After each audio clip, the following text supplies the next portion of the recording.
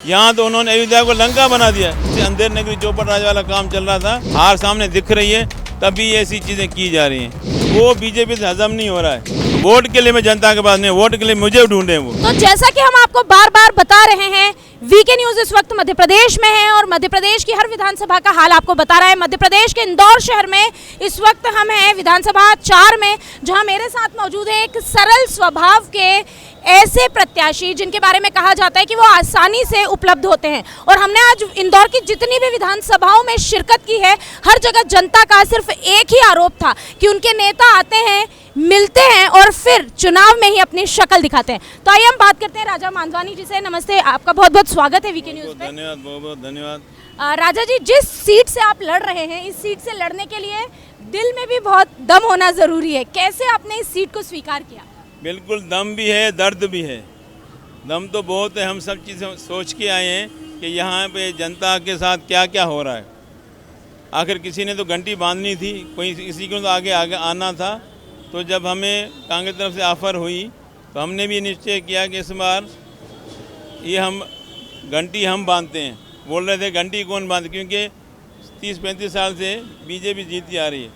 मगर जैसे मैं जनता के बीच गया, अपने कार्यकर्ताओं के बीच गया, इतनी मुझे ऊर्जा मिली, इतनी तो उनके इतने लोग मेरे कांग्रेस को इस विधानसभा 4 में रहते हैं, हर वार्ड में। एक सवाल है लेकिन राजा जी, इस विधानसभा क्षेत्र को अयोध्या कहा जाता है और यही वजह है कि इसे कहा जाता है कि ये भारतीय जनता पार्टी की सीट रही है।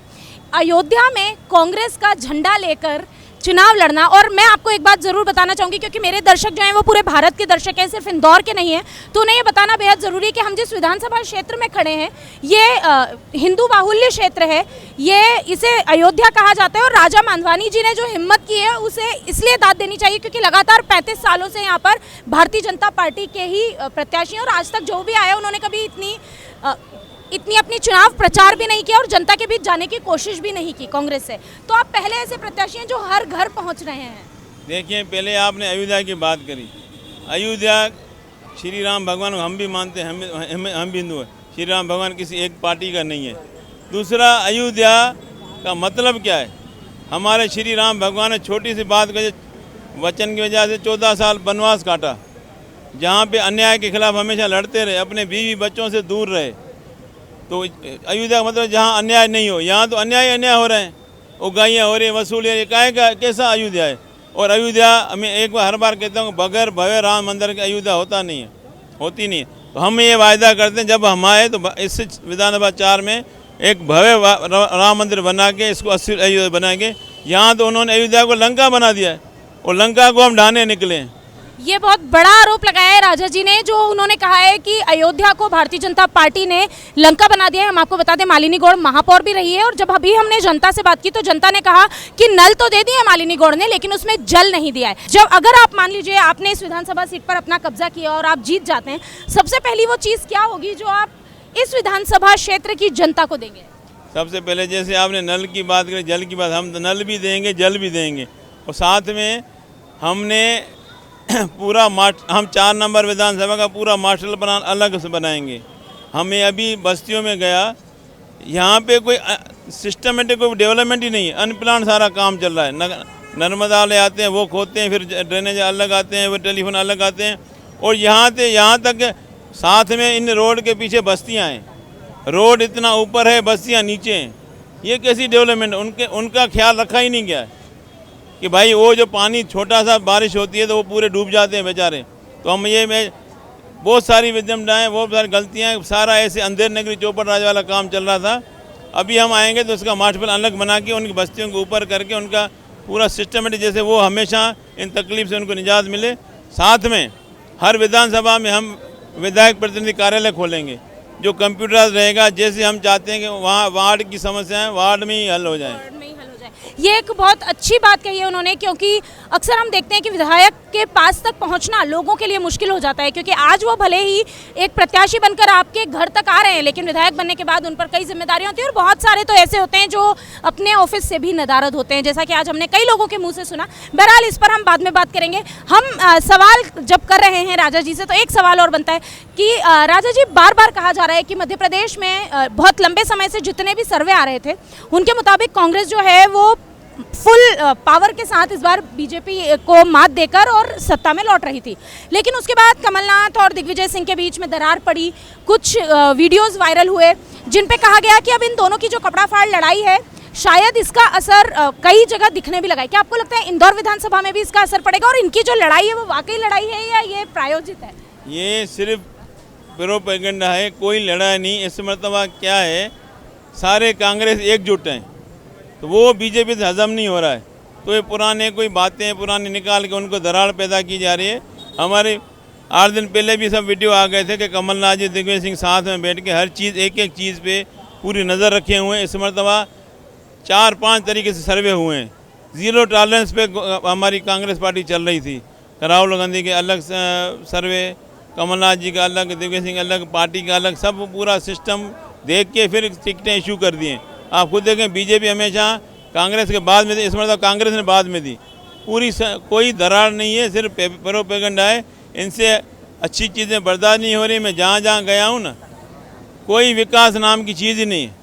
आपको लगता है कि भारतीय जनता पार्टी ने इस बार कमलनाथ के चेहरे के सामने शिवराज सिंह चौहान को नहीं उतारा है, बल्कि वो बिना चेहरे के चुनाव लड़ रही है? क्या उनकी ये स्ट्रेटेजी उनको जीत दिला सकती है, सत्ता दिला सकती है? और साथ ही साथ अगर बात करें विधानसभा 1 की, तो संजय शुक्ला के सामने कैलाश विजयवर्गीय उतरे हुए हैं। अगर हम बात करें नरसिंहपुर की, तो प्रहलाद पटेल वहां से हैं, और इसके अलावा कई बड़े दिग्गज मैदान में हैं। जैसे हम बात करें केंद्रीय कृषि मंत्री तोमर भी दिमनी से इस बार जो है मैदान में है। तो ये कांग्रेस को ले डूब सकता है? कांग्रेस को क्या ले डूबे, उनको ले डूबेगी ना। जनता ये समझ रही है कि इनको डर है हारने का, तभी तो बड़े नेताओं को आगे किया है। आप खुद देखें, हमारे आदरणीय कैलाश खुद कह चुके मैं चुनाव लड़ना ही नहीं चाहता था, मुझे लड़ाया जा रहा है। तो ये क्या चीज़ है? इसमें कांग्रेस का नुकसान, उसका अपना नुकसान होगा, क्योंकि सब जनता समझ रही है कि इनको हार सामने दिख रही है, तभी ऐसी चीज़ें की जा रही हैं। तो इसलिए सब जनता इस बार पूरा मन बना के बैठी है कि हम परिवर्तन करके रहेंगे।